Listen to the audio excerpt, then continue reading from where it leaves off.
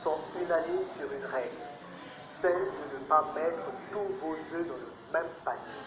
Eh bien, est-ce que vous savez que pour vous enrichir, vous avez seulement 4 piliers qui vous permettront d'atteindre cet objectif? Pas moins, pas plus, mais 4 piliers. Quels sont ces piliers? C'est ce que je veux partager avec vous dans cette vidéo en partageant exclusivement mes chiffres personnels et comment est-ce que je suis en train d'investir dans chacun de ces piliers afin de me constituer une fortune. Pour chacun de ces piliers, je vais vous dire quels sont les avantages d'investir dans ces piliers et aussi quelles sont les contraintes et comment contourner ces contraintes.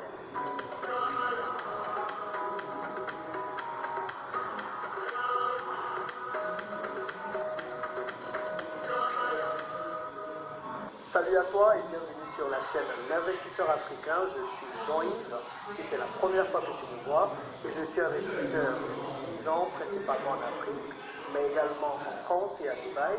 Et mon objectif, c'est de t'aider à réussir tous tes investissements, principalement en Afrique ou bien là où tu te trouves. Si cela t'intéresse, n'hésite pas à t'abonner à cette chaîne en cliquant sur le petit bouton rouge s'abonner qui s'affiche en bas. N'hésite surtout pas à cliquer la petite cloche afin de ne rater aucune vidéo qui paraît sur cette chaîne chaque semaine. Aujourd'hui, je vais te parler de piliers qui te permettront de pouvoir t'enrichir. C'est important de connaître ces piliers parce que cela te permettra de faire le tri dans toutes les idées que tu as déjà de business, ou bien cela te permettra également de faire le tri lorsque quelqu'un viendra te voir avec une idée de business. Il y a 4 piliers qui te permettront de pouvoir t'enrichir durablement. Pas moins, pas plus, mais 4. Et il est important pour toi de connaître ces piliers afin de pouvoir entamer ton chemin vers la richesse. Pour chacun de ces piliers, je te demanderai quelque chose. Je veux voir lequel t'intéresse le plus afin de pouvoir orienter les prochaines vidéos et les formations que je vais faire en fonction de tes besoins. Donc retiens bien le numéro de chaque pilier ou le nom de chaque pilier et dans la barre des commentaires, dis-moi juste lequel des piliers t'intéresse le plus et lequel des piliers penses-tu vouloir utiliser pour pouvoir t'enrichir. Il y en a certes 4, on n'est pas obligé d'investir dans tous les 4. Tu peux commencer avec un premier, ensuite rajouter un deuxième, un troisième et un quatrième. Donc tu me dis dans la barre des commentaires quel est le pilier qui t'intéresse le plus. Tu me donnes juste le numéro 1, 2, 3, 4, ou bien tu me donnes le nom, je te dirai les noms qui vont suivre, et pose des questions si tu as une question à poser sur ces piliers, afin que je puisse mieux orienter les prochaines vidéos pour mieux répondre à tes questions et à tes besoins. Le premier pilier qui te permettra de pouvoir t'enrichir durablement, c'est l'immobilier. L'immobilier a 2 avantages principaux.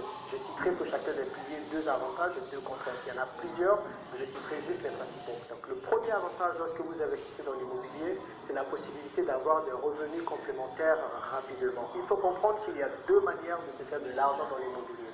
Soit vous faites de l'argent par le cash flow, ou soit vous faites de l'argent à la revente. Donc, c'est ce qu'on appelle la plus-value à la revente. Pour le cash flow, si vous faites une transaction bien comme il le faut, vous pouvez déjà, dès le premier mois, lorsque vous achetez votre bien immobilier, vous pouvez déjà avoir des revenus complémentaires. Le cash flow, c'est tout simplement la différence entre vos revenus locatifs et votre prêt bancaire si vous arrivez à prendre un prêt bancaire. Si vous n'arrivez pas à prendre un prêt bancaire, eh bien le cash flow, c'est réellement les revenus que vous allez avoir, moins toutes les charges et tout ce que vous allez avoir. Donc, l'immobilier est un moyen réellement de pouvoir avoir des revenus complémentaires très vite. Et le deuxième avantage, c'est que l'immobilier est palpable. Comme on dit en Afrique, souvent la brique ne ment pas. Quand vous déposez un immeuble, quand vous créez ou vous construisez un appartement, ça se sait, ou une villa plutôt, ça se sait, ça se voit. Et ce n'est pas pour rien qu'en Afrique, avoir une maison est un signe de réussite. Parce que tout le monde peut voir que nous avons une maison et donc que nous avons réussi. Donc ce sont les 2 avantages de l'immobilier. Et moi j'utilise ces 2 avantages. Aujourd'hui j'investis dans l'immobilier en France, à Dubaï et principalement en Afrique. En France, je possède un immeuble de 5 appartements qui me rapporte chaque mois 2500 € net de revenus locatifs sans les impôts parce que j'ai pu optimiser ma fiscalité pour ne pas payer d'impôts. Et j'ai un prêt bancaire qui s'élève à 1200, donc par mois j'ai 1300 € qui rentrent dans ma poche qui sont du cash flow qui n'est pas imposé. Donc ça c'est l'un des biens que j'ai en France. Moi j'investis principalement dans les immeubles de rapport en France. Je suis en train d'acquérir le 2e immeuble de rapport. Ça a été quelque peu ralenti avec la crise du Covid-19, mais ça va se faire. Donc si vous voulez ou vous êtes intéressé par l'investissement dans des immeubles de rapport en France, mettez-le dans la barre des commentaires et moi je me ferai le plaisir de répondre à toutes vos questions. En Afrique, principalement en Côte d'Ivoire, j'ai 2 appartements que je mets en location saisonnière. Je fais principalement de la location saisonnière. Je ne veux pas faire de location ni à l'année ou indéfiniment parce qu'il y a plein de tracasseries. Donc avec ces 2 locations saisonnières, quand ça marche bien, quand j'ai un taux de remplissage au-dessus de 80-90%, j'arrive par mois, tenez-vous bien, à m'en sortir avec 1 500 000 francs CFA de bénéfices. Je vous parle de bénéfices qui rentrent dans ma poche. Donc 1 500 000 francs CFA, c'est qui fait environ 2 000 euros. Donc c'est quelque chose qui est réellement intéressant et qui marche beaucoup. Ils ont pensé réellement à la location saisonnière en Afrique. Je sais que beaucoup diront ouais mais c'est saturé, il y a trop de personnes qui le font.